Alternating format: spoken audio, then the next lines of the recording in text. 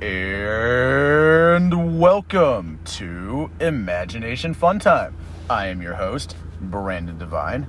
Hey, how are you folks? It's been a few weeks since I recorded a podcast. What a month of July it has been.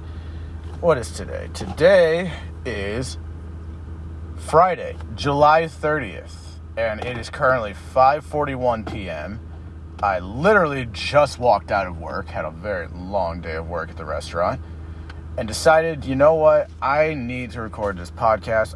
I'll be honest, I've tried recording this podcast twice the past few weeks, and both times I just was not happy with how it came out, so this third time is the charm. Third time is the charm, people, and I bet you might be hearing a little bit of extra background noise, some humming, some hums, weird noises.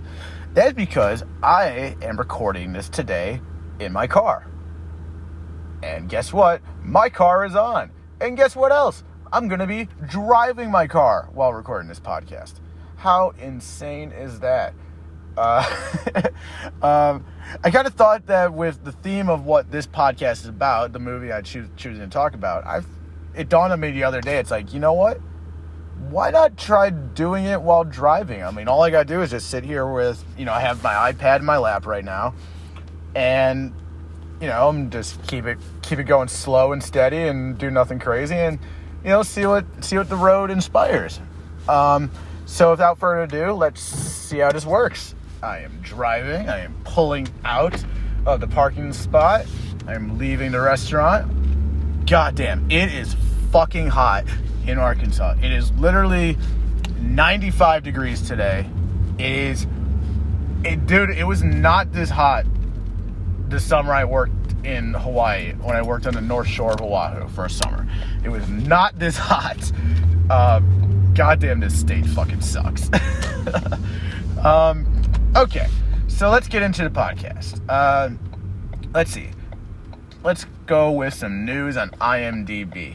Alright, so as of right now, Friday, July 30th, 2021 at 5:43 p.m. The top news stories on IMDb are, the first one is talking about Bob Odenkirk, who, for those of you who do not know, Bob Odenkirk, the star of Better Call Saul and one of the stars of Breaking Bad, he had a small heart attack the other day on the set of Better Call Saul, and that really sucks. That fucking sucks for anybody. That sucks having a heart attack. It's terrifying. But he's doing okay. Says, according to the internet, he says he's doing okay. According to his Twitter, from what I've read, because I am not on Twitter. I'm really glad he's okay. That makes me happy. I would have been devastated if, the world just suddenly lost Bob Odenkirk, especially before Better Call Saul is finished. How selfish of me. Alright, some of the other headlines. I don't have the headlines in front of me. I just read them, and, I'm trying to be safe while driving and not just looking at my phone. One of the other headlines talks about, another big news this week, is Scarlett Johansson is going to bat in court with Disney, because Disney apparently did not own up to their obligation of streaming Black Widow exclusively in theaters and not just automatically streaming it online. Honest to God, this is a battle that is just going to be so hard to fight. The whole releasing stuff on streaming services versus the theater. I mean, dude, COVID really fucked everything over that one, and I truly don't know where that's going to lead. I don't know, what the future of movie theaters will be. Honestly, I think it's just going to start leaning more towards, releasing stuff at home, which is sad and disappointing, but,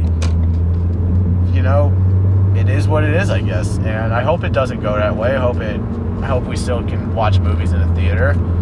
Alright, enough of that disappointing lameness. Let's see, what else we got? Stranger Things Season 4 is apparently coming very soon. Very soon, which hopefully to me means within the next couple months. God, it's been literally 2 years now, man, since we had new Stranger Things.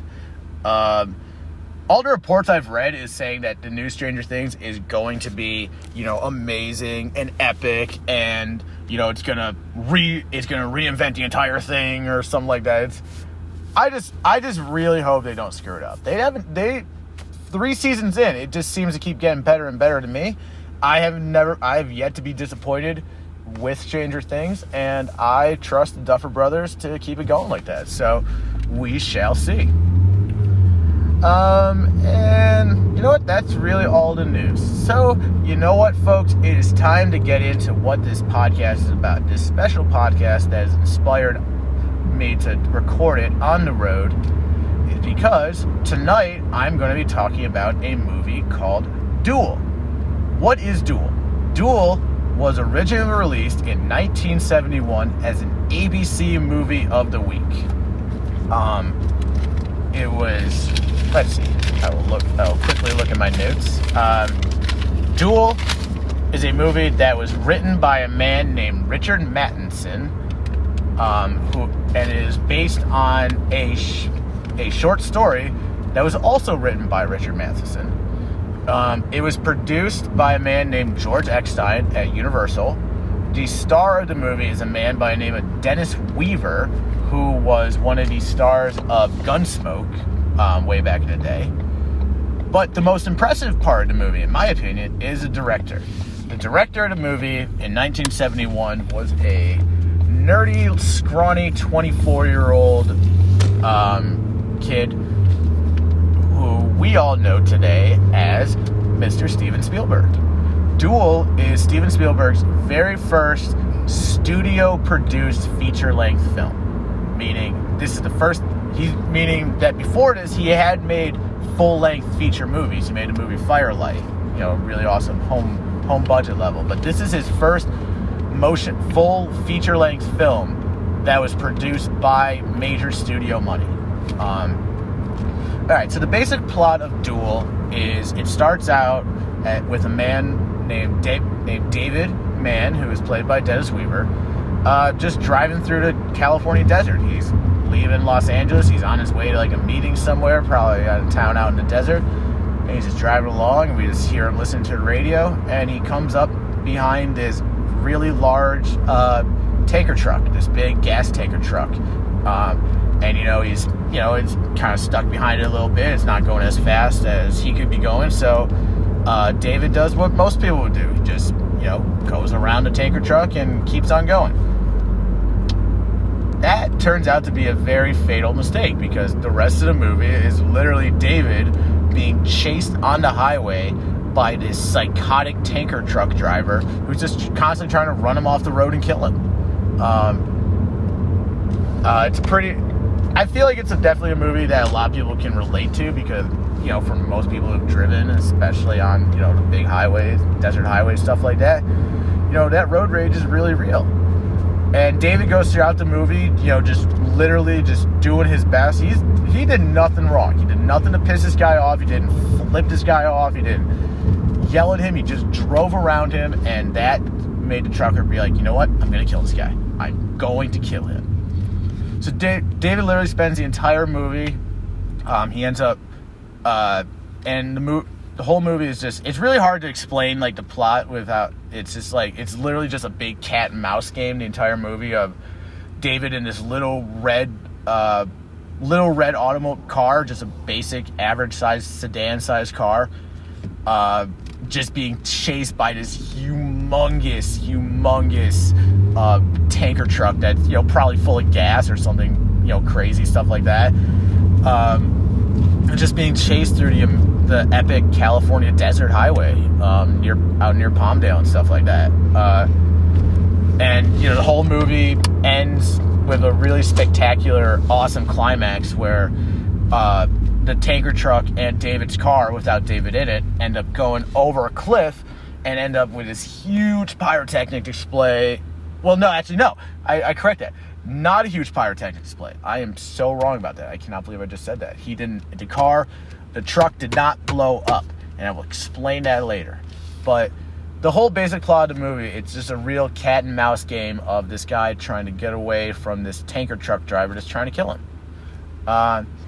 So the whole backstory behind how this movie got made is, back in the day, I don't know if they still do it.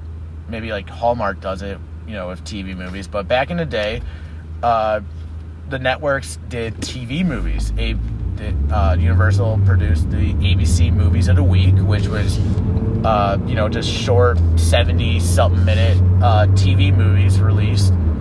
And Duel was just another one of those movies just wasn't meant to be anything really big, just another TV movie of the week. Steven at the time was a director for Universal, and he was a television director. That was how he first got into the business. He got hired as a young 21-year-old kid to direct television for Universal based on, some short films that he did. And he did another short film called Amblin, produced by Universal, and that impressed him enough to want him to be under contract. So Steven spent a few years, doing various, directing episodes of various television series. I think they did probably 5 or 6 or something like that over a few years. And so he ended up being put into the running for being able to direct Duel. And Duel came onto his desk because his assistant at the time was reading the short story of Duel, which was published in Playboy. And when Steven found out that who had written it, he was ecstatic because he was apparently a big fan of Richard Matheson, because Richard Matheson was also a writer for the old Twilight Zone TV series, which Steven and most other nerds back in the day were huge fans of.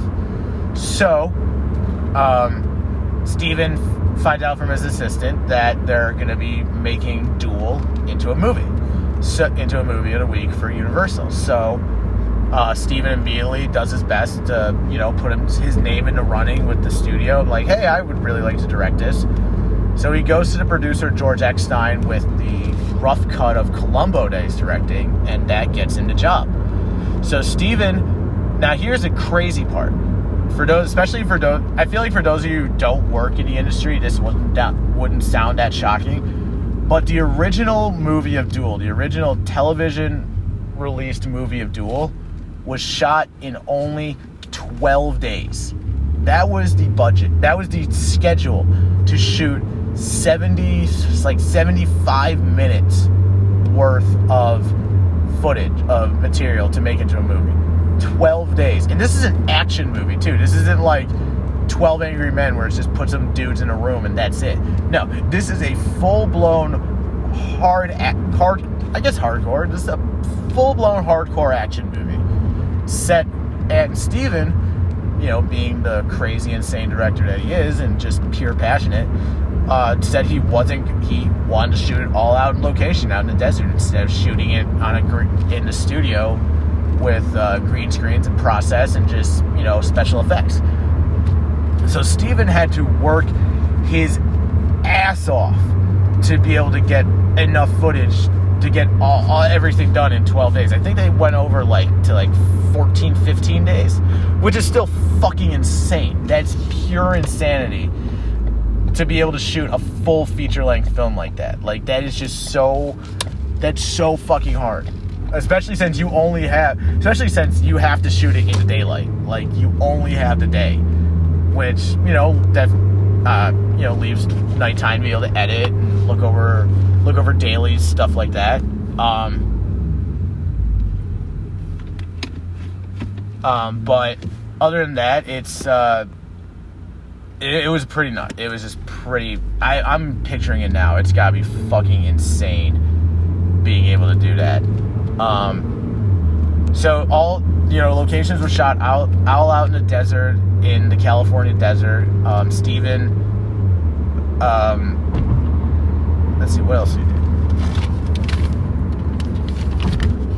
Oh yeah, he worked with about 6 different cameras, did a lot of technical things, mixing different shots together to get all the footage he need, driving down one side of the road and then just switching the cameras over and then driving down the other side of the road and just getting all these amazing shots just by being really creative and innovative and just being really creative of how he shot this. And the editors did a great job as well, being able to take all the footage that they have and put it together like that. So let's see. So they got all this stuff done. One of the cool aspects is the scene where the truck smashes through the phone booth that Dennis Weaver was in, trying to call the police to say, like, hey, this truck driver is trying to kill me, and then literally the truck driver, as he's on the phone, is trying to run him down and kill him again. That was done without stunt doubles. Dennis did that all on his own, which it's the whole stunt is just jumping out of the way before the truck smashes into the fucking phone booth. But that's still pretty intense. It's really hard to, unless you gotta watch the scene to know what I'm talking about. It's a fucking insane, like, just beyond fucking insane. And as an actor, like, I can give so much respect to Dennis Weaver for wanting to do that. He did as much of the driving apparently as he could during the movie without, until they told him nope, or switching over to the stunt double. But to have the balls to be able to stand in that phone booth and have a giant tanker truck about to run you down and you literally get out with like 2 seconds to spare, that's so horrifying. And that just proves how insane actors are. I mean, I don't know if I'm an actor, and I don't think I could do that. That just sounds too fucking crazy. Let's see, what else? So yeah, when I was talking earlier, the climactic scene where the truck didn't blow up. Steven had a very good reason for the truck not blowing up. The studio wanted originally Steven to have, a big pyrotechnics display. The truck blows up. The truck blows up and is, it's a big fiery explosion. But what Steven did is the shot that he ends up using where the truck falls over the cliff and just keeps tumbling down in this really amazing, awesome shot that's just full practical effect, no special effects at all. Steven shot it where he went to the wreck after the truck was completely wrecked. He got some shots of the wreck where there's the truck tires spinning and there's like red blood for like for the driver, like dripping down. You still don't see the driver. You never see the driver. You end up seeing like the blood dripping down, and the fan like still slowly going in the truck, even though the truck is like completely destroyed. And Steven shot it in a way that he wanted the entire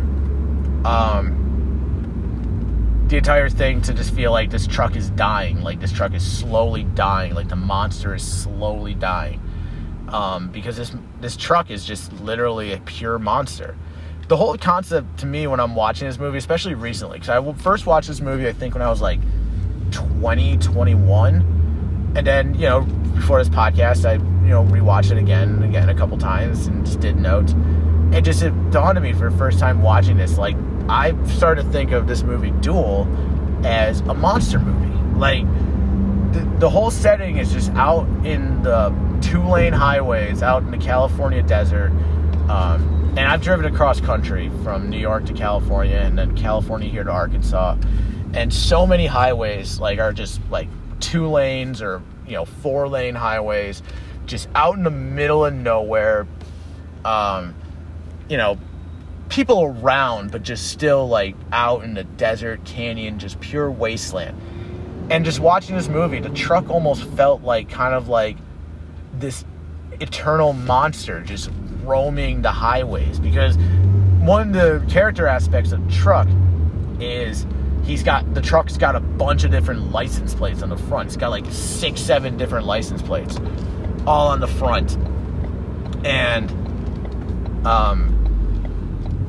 so Steven said that the license plates are supposed to represent different states that the truck has been in, where the truck has just completely mowed people down and just completely ran people down and just and that's why it just equated to being a monster. It just seems the entire, like, because it's a lot like Jaws too, where you don't see where in Jaws you don't see the shark that much. In Duel, you don't see the driver. You see parts of the driver. You see like a couple. There's one shot where you see the driver walking behind the truck, and all you see is like his jeans and his cowboy boots. And then there's another scene where the truck driver is waving David on, where you just see the dude's arm out the window just waving David like, come on, let's go, let's keep this going. But other than that, you don't see the driver. The driver has no lines. It's just a truck basically. And you know, the truck makes noises, it and all stuff like that. So it just, to me, watching, I was like, wow, this thing really just seems like an eternal monster just roaming these endless highways, and just David just had really bad luck and timing that he happened to be there on the highway when the truck was out.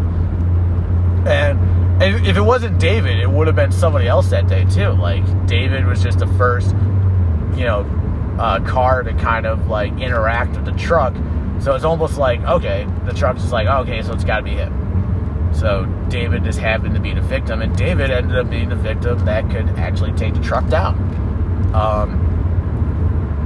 And like the whole thing, just, it really plays on, like, I think the common fear that people have driving on the highway. Like, you just don't know what the fuck's gonna happen. Like, you really just don't know. Like, there just could be some complete fucking psycho out there.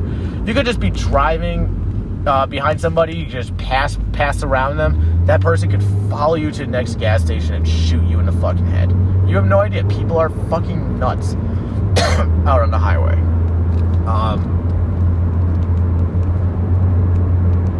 I'm trying to think. I haven't had any terrifying experiences. I think I had like a couple drivers like yell at me in Los Angeles and shit, but yeah, now I'm thinking about it, like, after I record this podcast, I'm probably gonna end up running into some like psychotic trucker here on the fucking freeway in Arkansas, and some redneck's just gonna run me the fuck down. But probably not.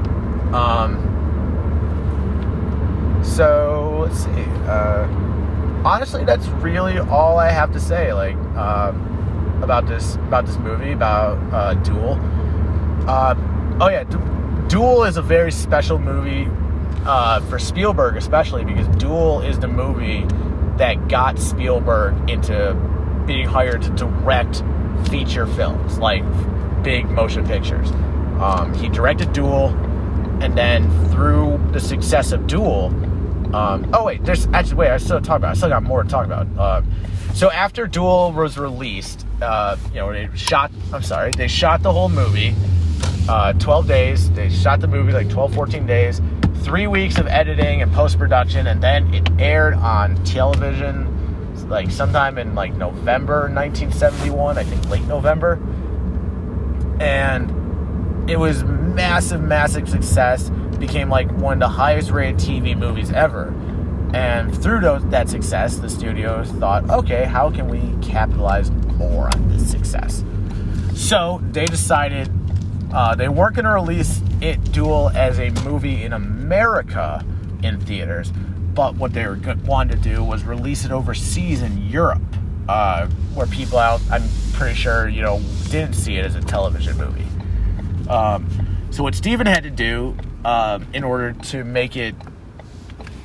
for the studio to be able to release it overseas, Steven had to go back and film a few more scenes to add to the movie to make the runtime longer.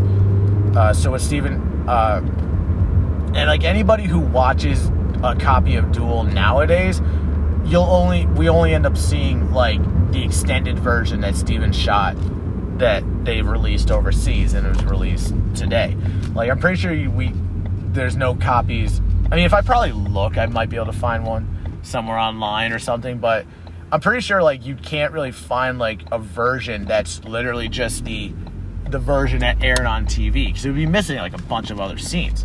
Like the few scenes that were added to make the movie be able to release in Europe. The school bus scene, the scene with the school bus and the children, that was added. That was shot later. The scene where David is talking on the phone with his wife Originally, his wife was never in the movie, and I guess they added her later, for the extended scenes. And there's one other one. What was the other one? And the scene where the trucker is trying to push David's car into the train track. That was also added. So, add that up. That's probably like an extra, between 10 to 15 minutes of film time. So that brought it up to, I think, about 90 minutes, which is, an hour and a half. And it's a pretty average length for a motion picture or a movie. So it was released over in Europe. Steven went over, I don't know where they released it. He went to some festivals or something. I don't think it was Cannes. But he went over and, promoted the movie through the usual promotion press circuit. And it was a massive success over there. And that is what led, the success of Duel is what led Spielberg being hired for his next movie, his first his first feature length, where it's not a TV movie, his first feature length movie he's being hired for. It's going to be released in theaters, which ended up being the Sugarland Express. And then Sugarland Express was a pretty good success. And then that success led to Spielberg being hired to direct Jaws. And, at the time, Jaws wasn't really slated to be, the massive universal success that it became.